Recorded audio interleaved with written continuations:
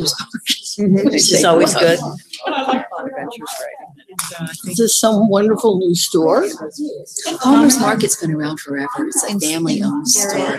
I know where it is in Roe. Yeah, I mean, Road. Roe. Yeah, that's it. No, Road, I said Road 8. Good morning. Yeah. Many thanks to our intrepid tech team for Thank you. untangling everything, just which turned out to be a spiritual discipline. As Yeah. much as a That's right. technological It's like, speed, I so don't thank you have very paper. much for that. Yeah, let us pray.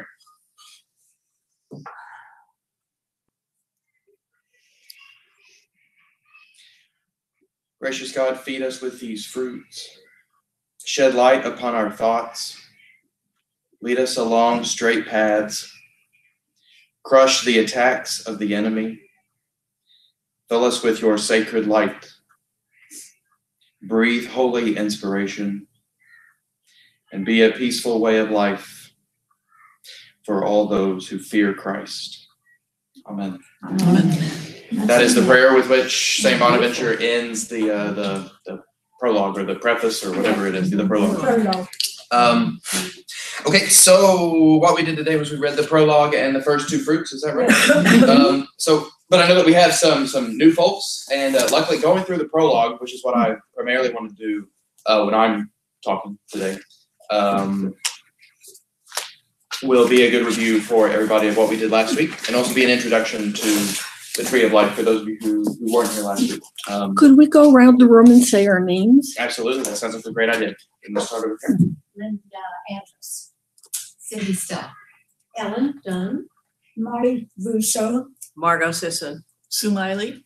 Mary Cross. Jan Annunziato. Marcy Adelberg. Robin Rockefeller. Holly March. Lynn Donahue. Liz Massey. Welcome back. and Justin. Yeah, and I'm Justin. Yeah. Yeah, right. I'm trying to think about where's the best place to start. Can I ask you a question? Sure, go ahead. At the end of that prayer Mhm. or devotion, what is your interpretation of the word fear? Thank you. Let's throw it back out to everybody else. What do you all? How do you all interpret fear? I Yeah. say awe, but I don't know. What others think? Being afraid of. Is what Yeah. I think of. Yeah. Rather straightforward understanding of fear. Is it a translation issue, do you think? It could potentially be. He was writing in Latin, so I don't know exactly what the Latin word for fear would have been, but it is a biblical category. The fear of the Lord, the fear of the Lord is the beginning of wisdom, that sort of thing. Of course, that quotation from the Hebrew Bible would be in Hebrew rather than Latin. I don't know what that Hebrew word is either. Is it related to humility? Could potentially be, yeah. I love the breathe holy inspiration. It's a Mhm. lovely word, phrase. Absolutely. I love the bit about sacred life. I love that. Yes. Yeah, I think that Robin's probably got it right. I think that the fear that Bonaventure is talking about there is something between awe and reverence. I think it's probably less, actually being afraid of, in two senses. Like the way that I'm afraid of, I don't know, having a car accident or something. I don't think it's that kind of fear. Likewise, I don't think that it's the sort of fear like, like I'm afraid that my mom is going to find out that I don't know, took a cookie out of the cookie jar or something like that. I don't think it's that kind of fear either. I don't think it's like fear of being watched or found out for doing a bad thing, nor do I think it's fear of like something bad happening to one. I think it's a different sort of fear. I think it's the sort of, I think it's much closer to awe and reverence. Is it the kind of fear that somebody might have when they're meeting the most important professor in a whole field of study? Yeah, which is that mixture of awe and reverence and terror. Yeah. Are you going to say the right thing? Yeah, right. Yeah, it could very well end up being something like that. So I kind of think of fear as being fear of surrender to follow Christ and what that would require of us. Yeah, and that sounds like a kind of holy trepidation, which might be a good thing to cultivate. Or fear of the inability to accept and understand, fall short in your ideal is. This is all really good because most of the time we think of fear as just something which is unequivocally bad. We tend to do that.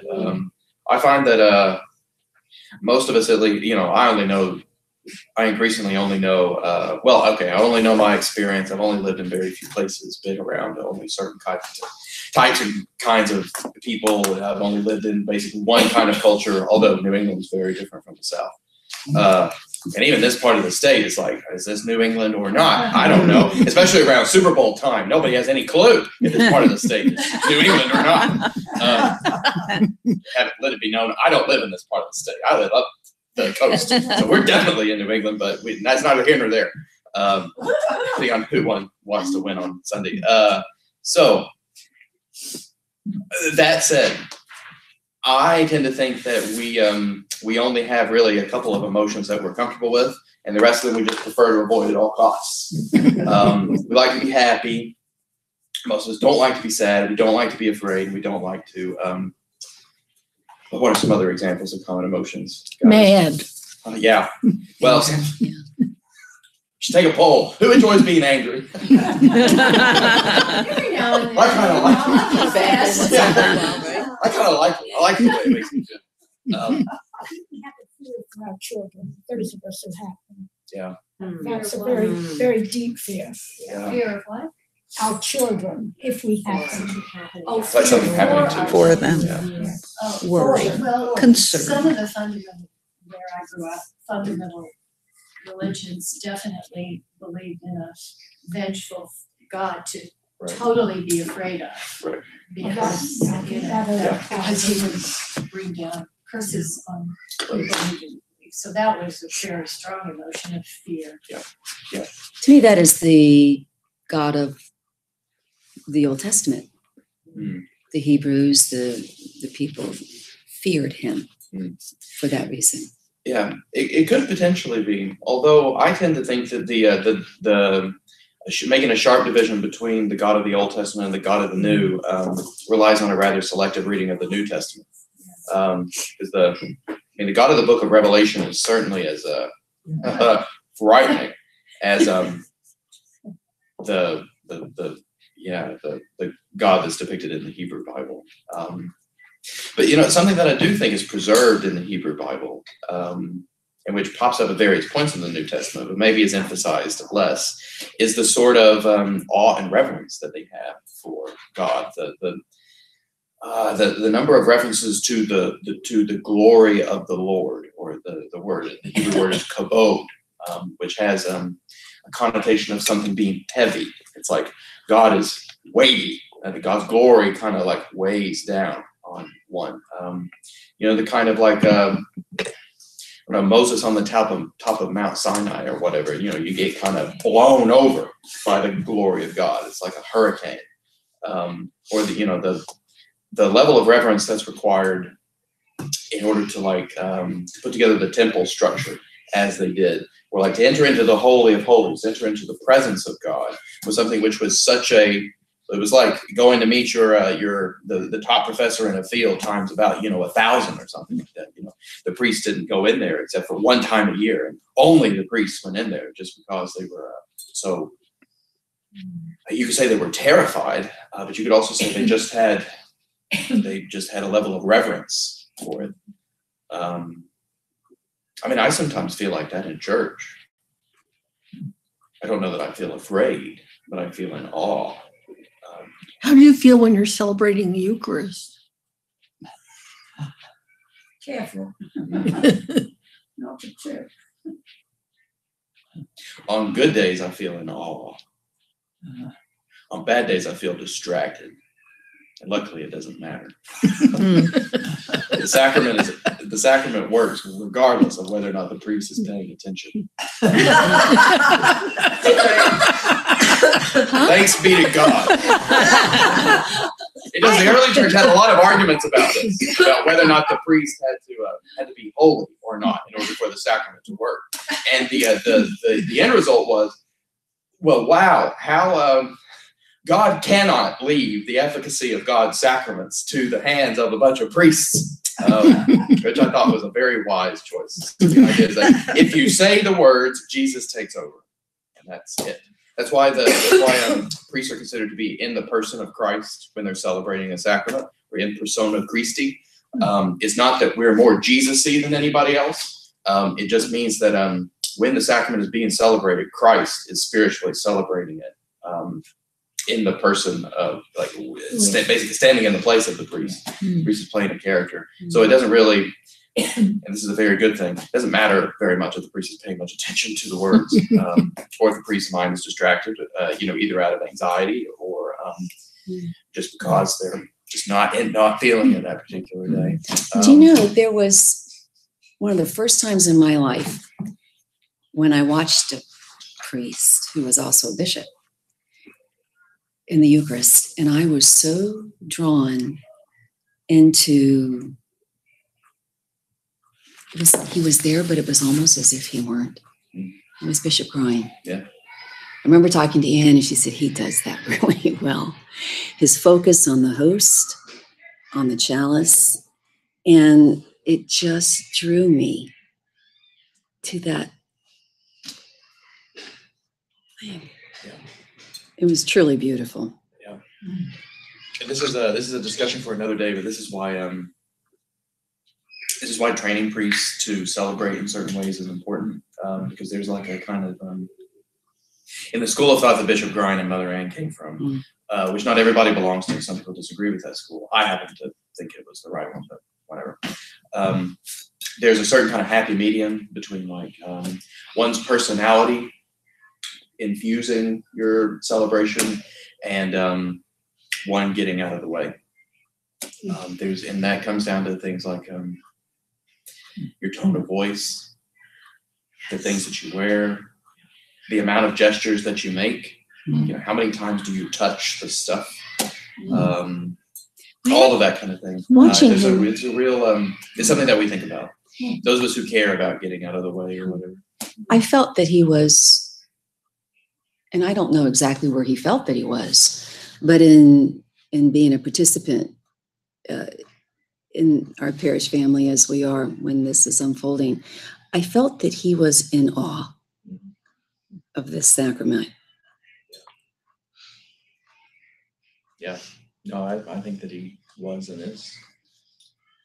And I don't mean to make light of your question by talking about how many times I celebrate the Eucharist when I'm distracted. Now I feel like that's all you guys are going to think about. It's like, oh, is he paying attention? Actually, yeah, I should ask you, are you paying attention? How many of you are following along? No, but I just say that because your question is such a personal one that it made me uncomfortable. So I immediately went, well, how can I divert this through some humor?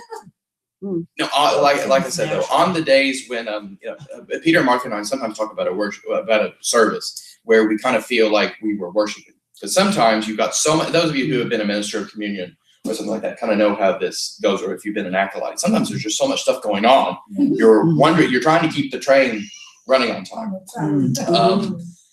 To where just the distraction of running the liturgy itself keeps one from really entering into it completely. But there are some days of the year, and they're kind of random. Sometimes they coincide with Holy Week. Sometimes they're just random Sundays when everything just kind of you can kind of could lean into the liturgy and really worship. And we talk about that like after a service, we're like, wow, that was awesome. And in those moments, there's a lot of it's awe and a certain kind of fear. And I don't mean fear like I'm afraid of doing something wrong, so much as fear at the overwhelming beauty and responsibility of the thing that we're channeling. Yeah, it's an awesome experience. when I was a little girl, I always used to bow my head during the Eucharist, but now I find that watching what is happening on the altar is very satisfying. Yeah. Beautiful. Yeah. The kneeling, the lifting, the everything. And this is why I think that worship is so important, because it trains us in these ways of thinking and feeling about God. It can move us into places of awe and into places where we can be overwhelmed in a holy way by the sublimity of God. And I think that when I think of fear in the biblical sense or in a theological sense, I think of the sublime. The sublime is a word that's connected with beauty, but the sublime has a slightly different connotation to it. The sublime is something which is Surpasses. yeah, there's a kind of excess to the sublime. It's yeah, and I think that there's a kind of trepidation in the presence of the sublime, which you might call fear. It's a different sort of fear than like worrying about whether or not your mom's gonna, catch you getting an extra cookie from the cookie jar. And a different sort of fear, I think, than the sort of fear that is often encouraged in religious circles. That's because I think that fear is based on construing God as a kind of either a cosmic policeman or as a yeah. That's why you have to confess. Exactly, and that's not the kind of fear I think. There's a kind of fear that's like it feels a lot like when you're lost standing in front of a painting, or you find yourself lost in a piece of music. I keep going to the word lost because there's a We try not to get lost in music. well, when you're singing, As the choir. when you're singing, yeah. See that, and there's an analogy on that to leaders in worship. To your in general. priesthood, yes. if you're trying to keep singing the song, other people can get lost. Sometimes you can't get lost. Right. Never get I'm sure you don't. Well, that is true. They don't dare. You guys are better musicians than I am. Yeah, it's pretty awful. You're like, oh my gosh, it's so beautiful. And then you're like, oh, I'm not playing anymore. Yeah. May I just add one thing? Yesterday has been as well through the night and today, sort of fearful time for our family, and that my mom is back in the hospital. Oh my gosh, I'm sorry. She is expected to be better and expected to go home in days. But you go through the morning, and I was going over to Darien to get the dog. He's our dog too, I think. And the way life kicks in, but in the back of your mind, there is a fear of the unknown. And I thought, I know all my brothers and sisters. My gosh, we must have been sharing emails and texts until 1 this morning. Even my brother who's over in Kosovo. And it is nowhere else I wanted to be than here today. Wow. And talking about God and the sublime and being with all of you. And so there is fear, but I feel this sublime peace of being together. That's awesome. And strength, That's awesome. And there's Thank you nothing I so can much. do right now in this 1 hour of my life. So thank you. We have an awesome God. Thanks, Holly.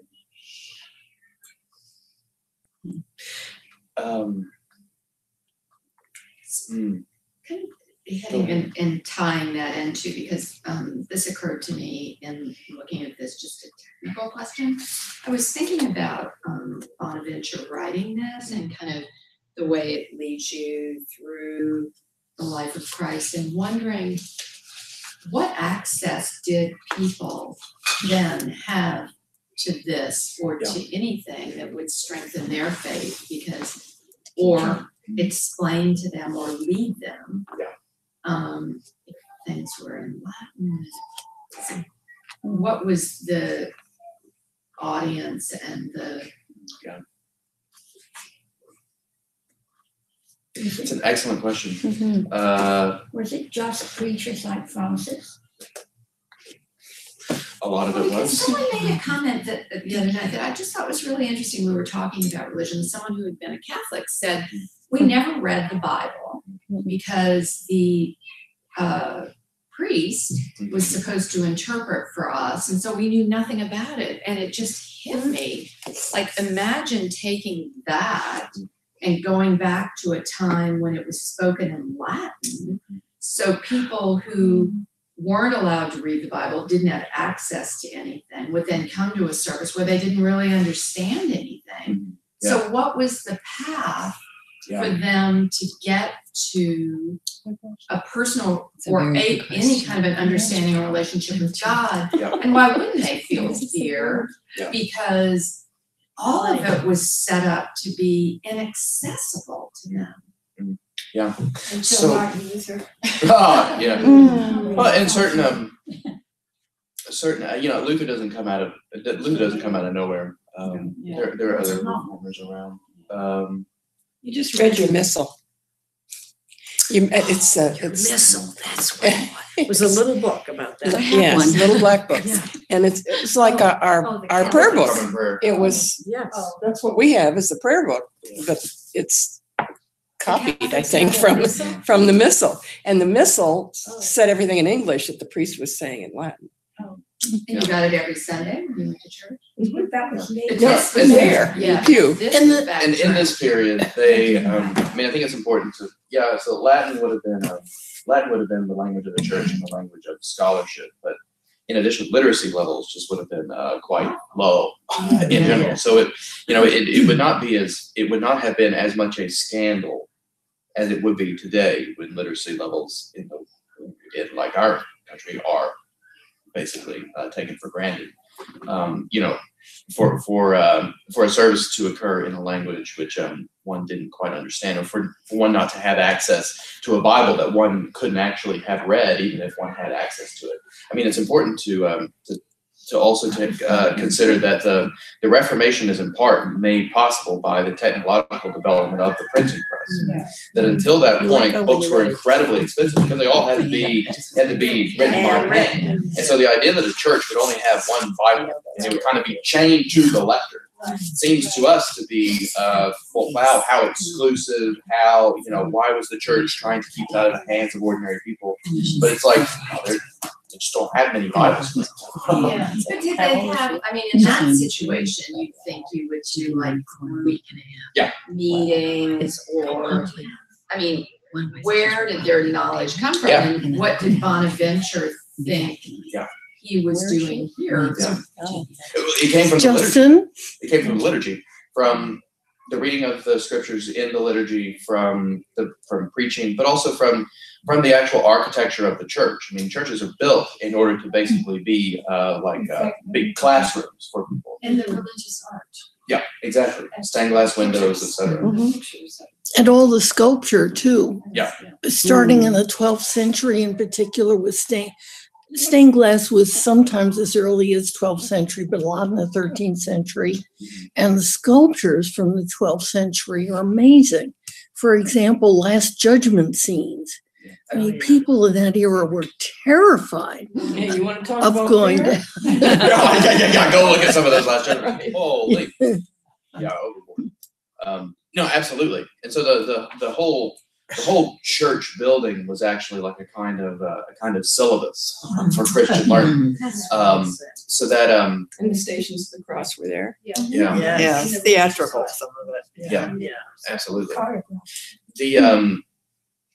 And so I think that there's also the ways in which we worship and the sorts of expectations that we have of worship change over time. So like now we would think that well, let me put it this way. There are, evensong is an old Anglican tradition. A service of evening prayer, which is led by the choir. And so most if not all of the prayers, basically with the exception of the Creed and the Lord's Prayer, are sung in either by the priest as the celebrant or by the choir. Now, for folks who grew up in churches like the one that I grew up in, grew up as a Southern Baptist, as many of you know, evensong services seem to be incredibly exclusive because they don't involve a lot of audience participation, basically. And I use the word audience for a particular reason, because I think that now our expectations around worship are expectations that we have grown to have because we live in a culture of entertainment. And so the idea that the congregation is the audience watching the show, and then you might have some audience participation where the audience has some lines of their own.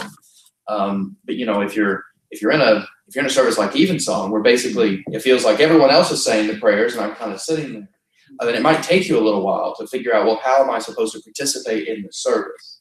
What I found from talking to a lot of Episcopalians, from my own experience as someone who found Evensong foreign and then kind of grew to love it and to cherish it, is that there's a way in which you could enter into prayers which you're not saying yourself, either by making certain, either by doing things like bowing at the invocation of the Trinity, or by making the sign of the cross at the beginning of the Magnificat or the Nunc Dimittis, or even just entering into just praying along silently with the choir as they sing, or not paying attention really to the words and attempting to just let the beauty of the music kind of overwhelm one and to get lost in the experience of it all. But there are many ways to kind of plug in that don't necessarily involve being given a line to say with everyone else. And I use that example because in the medieval period, it would have been incredibly uncommon for somebody to receive communion if they weren't ordained. And of course, this is something that the 16th century reformers had quite a problem with. But what's really funny is that during the Reformation, when the Protestants were like, okay, let the laity receive communion all the time, make them do it, the laity didn't respond very well. They didn't. So the first books of common prayer for the Protestant Church of England are really fascinating, because they have these long speeches for the priests to say, where they're trying to talk the laity into coming up to receive communion, because they didn't want to do it. They really didn't want to do it. It was very new. And in addition, their understanding of the senses were different. So for a medieval person, the way that one of the most intimate senses of the five would have been your sight rather than your taste. Yes. And this is one reason why the medievals often describe heaven as a vision. It's the beatific vision. And we're like, we sit back and we're like, wait a minute. So it's like we go to Disneyland and we watch a light show or something, or it's like a fireworks display. That's all there is to heaven. But for a medieval person, they communed with things through looking at it. Their eyes were the means by which the world kind of entered into them. And so when a medieval person would look at the host be lifted up by the priest, that was all that many of them needed spiritually.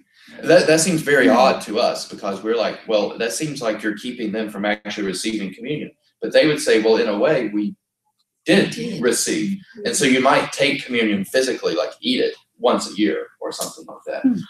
But otherwise, you listened to the Mass be said and you watched it. And for us, hearing and watching are not very intimate, because we do it with everything from televisions to you guys sitting here watching and listening to me, and so on. But for them, it was quite intimate, actually. So those sorts of standards and cultural assumptions kind of change over time. But I don't know for sure whether or not Bonaventure wrote this book with lay people in mind. Well, not lay people, but with non-Franciscans in mind. So Exactly. I think it was written for the order, and the order would have included lay people who had joined the order. So they're not all Franciscans would have been clergy, but I don't know if he wrote it so that it would be disseminated to everyone. What is genuinely interesting about this book, though, to me, is that it's a non-liturgical way of entering into the mystery of Christ, which is not supposed to, there's no intellectual barrier. He didn't intend it to only be read by people who had a degree in theology from one of the medieval universities. So he was writing it for his brothers in the order and for his sisters in the foreclairs. And that's very interesting, actually, that this would be quite an intimate access to the biblical story, not mediated either through architecture or the liturgy or that kind of thing. And that's really interesting. Yeah, I thought, experience. Exactly. I found it very illuminating to read the Bible through. With it. Yeah. And what is CANT on page 119? It says it has different Bible Page what? verses, but I couldn't find. Oh, canticle. The Song of Songs. The Song of Songs, or sometimes called the Song of Solomon, or sometimes called the Canticle of Canticles. Okay, is that in the Bible? Yeah, it's in the Old Testament. Oh, in the Old. I'm sorry. Yeah, it's it comes before Proverbs. Is that right? Is it Song of Songs, Proverbs, and then Psalms, Okay, thanks. or Ecclesiastes? My mother, if she's watching, would be very disappointed that I could not remember the order of my wisdom. But sorry. Well, he's asking us, I think you said, and it seems from reading, to feel as though you were there. And that's what you're saying, That's that right. these people who felt as they were participating, That's right. even though they weren't participating. Yeah. So, Yeah, even though we wouldn't say they were participating, they felt like they were participating. right. Have you guys ever worshipped in a language that's not yours? Yeah. Yes. What is that experience like for you? Interesting. Interesting. What? What does it feel? What The is it? commonality is amazing. Say more. What else did people feel when they're? We were in the Holy Land, and there was this little chapel in the monastery, convent we were staying. And we went in, and there was this French group who were celebrating Mass and singing. Oh wow. And the acoustics in the room were just incredibly beautiful. But I see what you mean about there was, first of all, the music was just transportive. It was just. So it's not just a bunch of Canadians. No, it's like they're. No, the Canadians can't sing. They were just incredibly gorgeous. But then also, I mean, the priest was doing the communion. We actually went up and took communion, which we probably shouldn't have, but broke all laws. But it was just very moving, and there was something about the light in the room. It was evening, and it was dark, and there was very muted light, and then there was this music that was coming up, and then the priest had this beautiful kind of baritone voice. So that was the most transportive experience. It didn't matter that you could understand the words because the Spirit was Holy Spirit was there, translating. Yeah. Many tongues. Yeah. It was just amazing. And you were over the area where they think that Jesus lived. Oh my gosh. Oh, Yeah. Wow. We went down later in the evening to the ruins of where they think Mary grew up and family was. So you were over. Yeah, it must be amazing. Now that's sublime. It was unbelievable. Well, has anybody ever been to an Orthodox service? I've been to Greek Orthodox. What did you think, Jane? How'd it go? Well, they used to do an Orthodox service at the Franciscan monastery on Ponus because they were Eastern Rite Franciscans. Okay. Yeah. And so there was a little period of time when they said, okay, you can come in and have your own liturgy and say it in your own language. And then they decided that was a bad idea and stopped it right away. So that it was just a short time. But so they said the Mass in, it was a Slavic tongue. I don't know if it was, I forget just exactly which, but it was not English. Yeah. It didn't matter. But it's, then they're not allowed to go back. Right, absolutely. Yeah. You can't go behind it. Behind the icons, the Yes, there's a- iconostasis. Yes, Great big wall. there's a wall, Oh, and right. only the priests are allowed back there. And they go back there to get the communion. The first time I went there, I went to communion, and you know what I got? I got a piece of soap. What? What is that? Oh my gosh. Somehow, Wash your mouth out. a piece of soap. Yeah, I guess so. A piece of soap dropped in there, and That's I awesome. got it. Talk about not keeping the trains running on time. Man, if that happened here, you know what an uproar we Oh my had. gosh. Oh my goodness. Whoa. But again, Rightly so. it was their music. It was so transporting. They had the monks sang in 6-part harmony and it Oh. was Oh, wow. a cappella. It Yeah. was just gorgeous.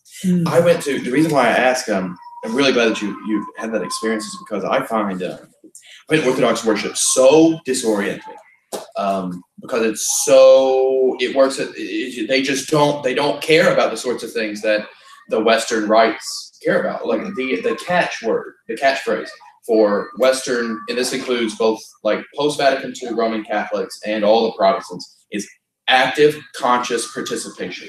That's what we want, active, conscious participation.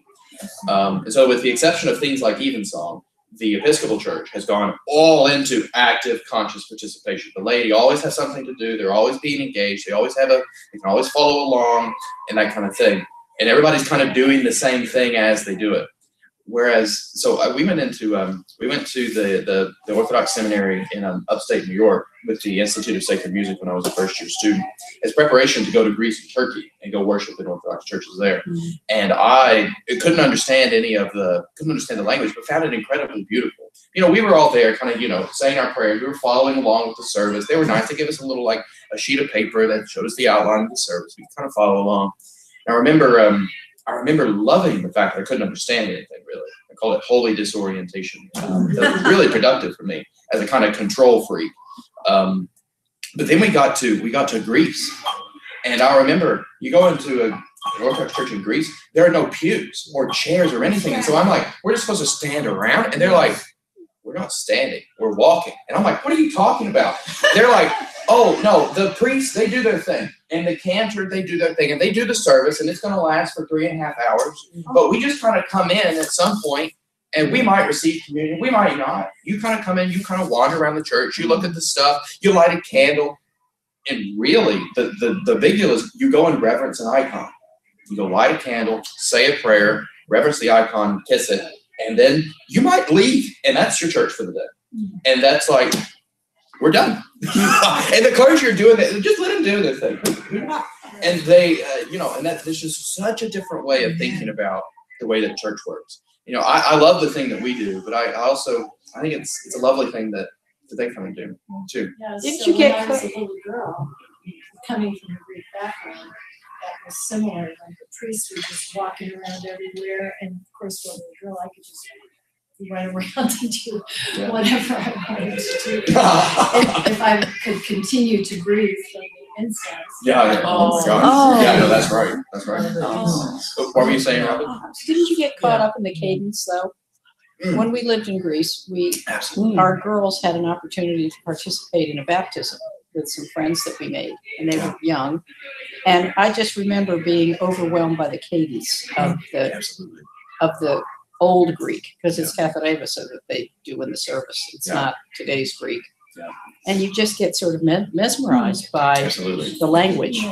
Yeah. So, you get lost in Yeah. the same way that I get lost hearing evensong sometimes. Yeah. So the experiential or the mystical, is there maybe a linkage between Bonaventure and the Orthodox? Yeah, okay, so I think so. And this is the method to my madness why we spent 45 minutes talking about this stuff after we spent 20 minutes talking about fear. Actually, I didn't do the math right. 45 and 20 is way longer than spent. Whatever. I don't know that there's a connection between Bonaventure and the Orthodox per se. At this point when Bonaventure was being Bonaventure, doing Bonaventure's thing, the East and the West have been separate for quite some time.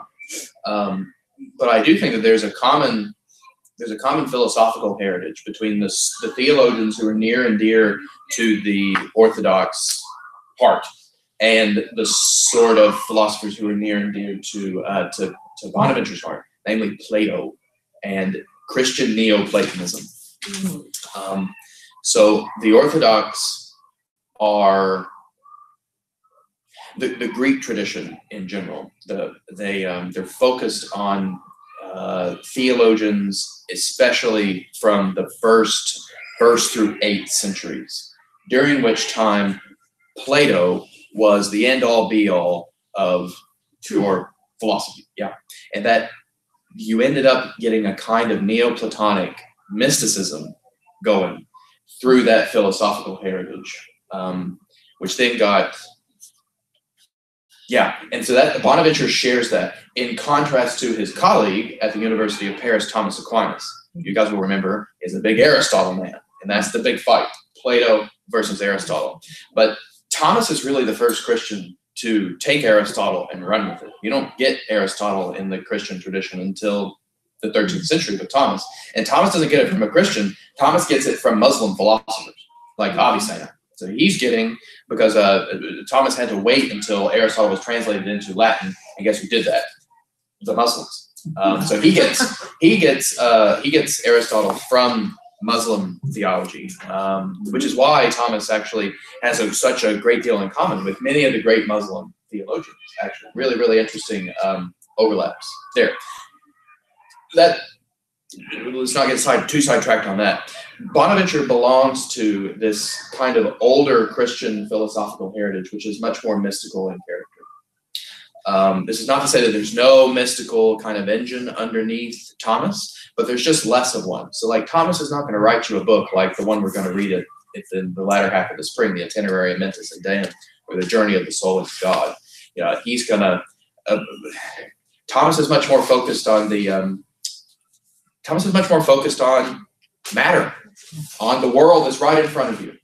And Bonaventure is kind of he likes the world. It's not that he doesn't like the world, but he's always looking at the world as if it is a vehicle to communion with God, the vehicle to communion with something other than just the world.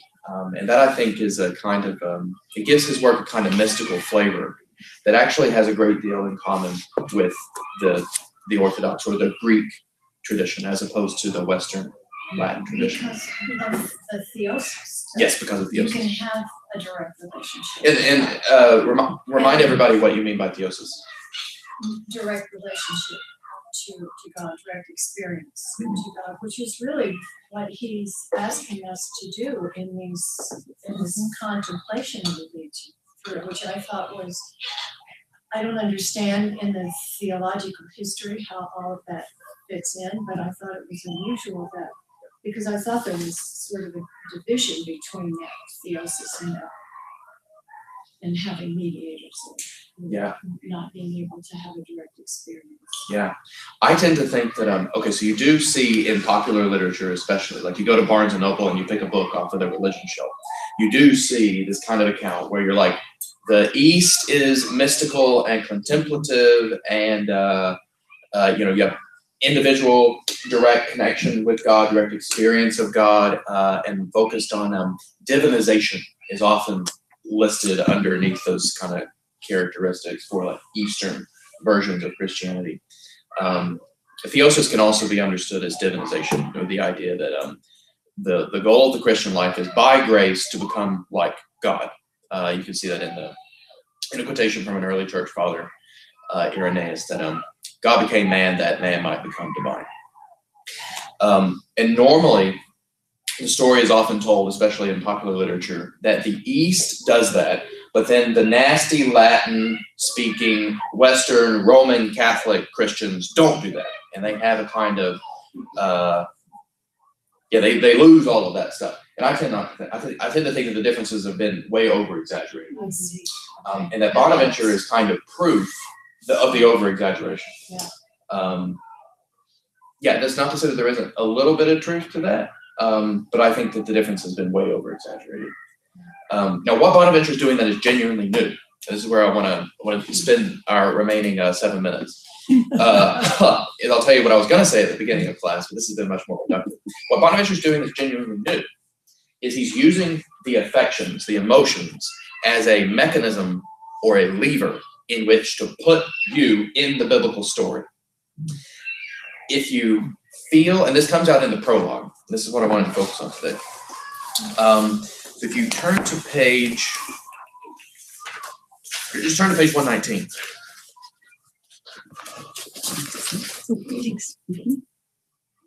So the prologue starts out by quoting Galatians 2:19. With Christ, I am nailed to the cross. Begins, the true worshiper of God and disciple of Christ who desires to conform perfectly to the Savior of all men, crucified for him, should above all strive with an earnest endeavor of soul to carry about continuously, both in his soul and in his flesh, the cross of Christ. Let's stop there. So here we see a classical Franciscan. What's the goal of the Christian life? To become as much like Jesus as possible. And how do you become as much like Jesus as possible? You focus on emulating his passion. Okay? So this is straight up Francis. And we got a lot of this in the life. And the fact that Francis' life Francis is so consummated by the stigmata, which is he's carrying around the cross in his body, basically, in a very literal, physical way. But then the question is, well, how do we carry around the cross of Christ? Are we supposed to go out and like nail ourselves to some crosses? And Bonaventure's answer is, no, you don't do that. So, you have to finish that sentence. To carry about continuously the cross of Christ until he can truly feel in himself what the apostle said above. So how do you know when you have been united with Christ? When you feel like you have. When you feel like St. Paul did when St. Paul wrote, with Christ I am nailed to the cross. Moreover, an affection and feeling of this kind is merited to be experienced in a vital way only by one who, not unmindful of the Lord's passion nor ungrateful, contemplates the labor, suffering, and love of Jesus crucified with such vividness of memory, such sharpness of intellect, and such charity of will, that he can truly say with the bride, this is a quotation from the Song of Songs, a bundle of myrrh is my beloved to me, he will linger between my breasts. So one thing to highlight there is that this vividness of memory, sharpness of intellect, and charity of will is referring to the three faculties of the soul. So most of, and Bonaventure is getting this from a long tradition that goes back to the Greek philosophers, including to Plato, but especially is encapsulated in the work of Augustine. Augustine, like Bonaventure, thinks that the soul has three kind of faculties inside of it: intellect, memory, and will. And you add up those three things and you get a human being, basically. Well, you add a body to all of that. But anyway, you add up intellect, memory, will, and a body, intellect, memory, will, and some matter, and you get a human creature. And so he's saying that, it requires all these three different faculties of your soul. Your memory has to be vivid. So that's one of the things he's going to do in these meditations, is he's going to remind you what happened. He's going to try and do it in as vivid a way as possible so that you can remember with your memory what went on. Sharpness of intellect. I mean, hopefully you're paying attention. And such charity of will. Charity there being charity in the thick sense, not like quote unquote charity begins at home, or you might donate to a charity, but charity as the virtue of love, the third theological virtue: faith, hope, and charity, or faith, hope, and love. Faith, hope, and caritas. It's the word in Latin. Charity or love is that which perfects our wills. Vividness of memory is what's going to allow us to go back into the biblical moment. And sharpness of intellect is basically going to ensure your intellect doesn't get in the way. We're going to see the intellect doesn't do a whole lot here. It's all about emotions. So beginning section 2, to enkindle in us this affection, to shape this understanding, and to imprint this memory. Notice there, an appeal back again to intellect, memory, will. So these meditations are going to involve all of the things that make up the soul for Bonaventure. It's going to require your whole self, you might say. To enkindle in us this affection, to shape this understanding, and to imprint this memory, I have endeavored to gather this bundle of myrrh from the forest of the Holy Gospel, which treats at length the life, passion, and glorification of Jesus Christ. Then he says he's bound them together in some very simple sort of meditations. He's arranged them as if they were a tree. So you kind of start at the bottom of the tree, and you begin with his childhood, his origin, and you get to the top of the tree, and you get his passion and his death. And then you go back down the tree on the other side, and you get his resurrection and his glorification. And we talked a little bit last time about how his passion is at the top, which sort of implies it's the most important, it's the crown of the tree. But also the roots are the resurrection and his birth, Christmas and Easter. And so they're also important, albeit in a slightly different way.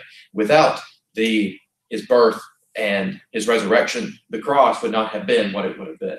Without his being born and without his resurrection, without the incarnation and the resurrection, the cross just would have been yet one more tragedy in the story of the Jewish people trying to, live under an oppressive regime. So what I want you to notice about this, about the prologue, and to think about as we move into the next two fruits, is the way in which your affections are being trained in a certain way.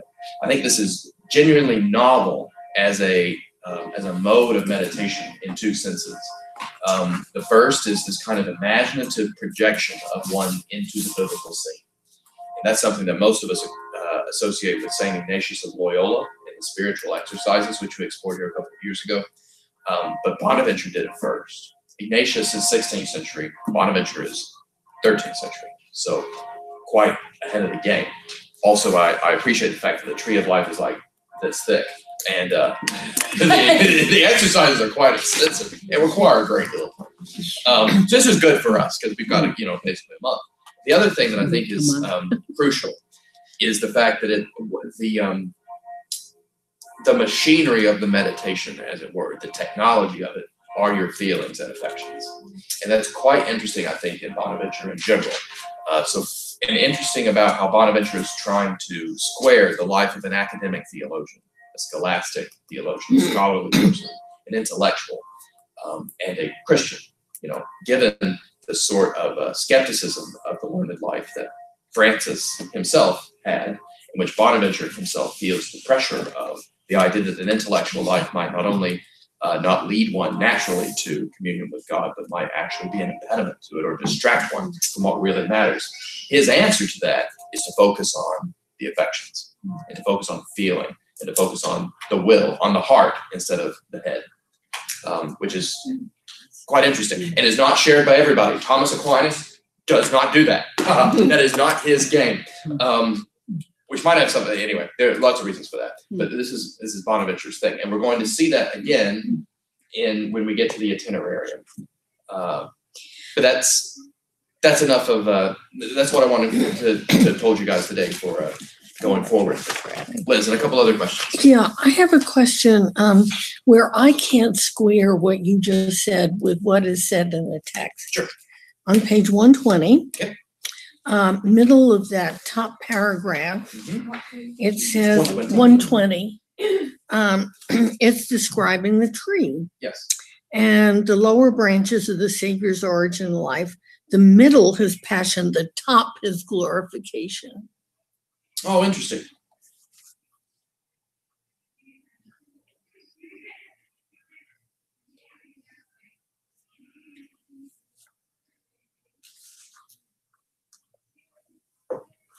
And if you go through the whole thing, at the very end, there's nothing, I don't think, about coming down the backside. You're right. I could have just gotten that in my mind and gotten it wrong. I will have to, I wonder where I got that idea. Surely I didn't just invent it, although maybe I did. Well, either way, that seems to, that's what it says on 120, isn't it? Doesn't it? I don't know where I got that idea. I think I can help. Did you find it somewhere else? No, I think I can help you understand how you got there, because last week in our conversation, we were talking about the tree, and then I brought up the roots but how the roots go down, but it also grows from the tips. And we were at that point talking of his passion, not the glorification. So the passion which led to it. But at that point, I think I remember correctly that the topic, we were all imagining the passion. Yeah. Yeah, I think that is how I got that idea. You're right, Liz. So that's correct. So it's just you never come down the other side. It's a real shame that the tree of life was originally appended with a picture of the tree, like a diagram. And we've lost that. So anyway, I wouldn't have made that mistake. I was going to say, if there's anybody in the room who's an artist, it'd be great for them to draw it. Absolutely. There are hundreds online. I looked last night. Really? Of the images of the tree of life, and there are so many. Everybody's imagination will come at this in a different way. Yeah. Some are extraordinarily detailed, oriented. And the others are sort of just basic, Yeah. you know, with a few limbs, but it was really fascinating to look at them. No, absolutely. I mean, something that all of us could do this coming week. So the reading for next week, I think, is online. Is it just reading the next two fruits? Is that right? So fruits 3 and 4. Yeah, and we will. I'll be interested next time to hear a little bit more about what your experience of reading them and meditating with them has been, as we have kind of 4 under our belt. I hope that our discussion of the different ways in which we affectively connect with God through worship and otherwise was helpful in some way of contextualizing what Bonaventure is asking you to do in this book in terms of the wider sweep of your piety and practice as a Christian. You know, just think about the way that we connect with God through emotion in general. Might be, I hope that was helpful for figuring out, you know, what is Bonaventure up to in this particular case when he's like he is at the end of the second fruit, which I love. He's like, put yourself in the place of Simeon and feel what it's like to have finally seen the person you've been waiting for your entire life. You know, so cool. Dance with the holy old man and sing it with him. Now dismiss your servant, Lord, according to your word and peace. That's just awesome. Anyway, bye-bye. So Justin, Yes. maybe next week, if it doesn't take too long, I would love the phrase, the brilliant darkness. Yeah. I From have the that. Pseudo-Dionysus. I have to, yes. Yeah. I think we talked about last Yeah, week as so well. we're going to read it again Okay. in March. In the very first fruit, the eternal light, which is at the same time measureless, simple, brilliant, hidden, and it made me think I Yeah. wore his ties. Yeah. Absolutely. He is, so Bonaventure is very influenced by the Pseudo-Dionysus. He's read the mystical theology, and you can, when we get to the Itinerarium Mentis in Deum, he begins actually by, he actually just quotes the mystical theology. Yeah, here on page 114 you can see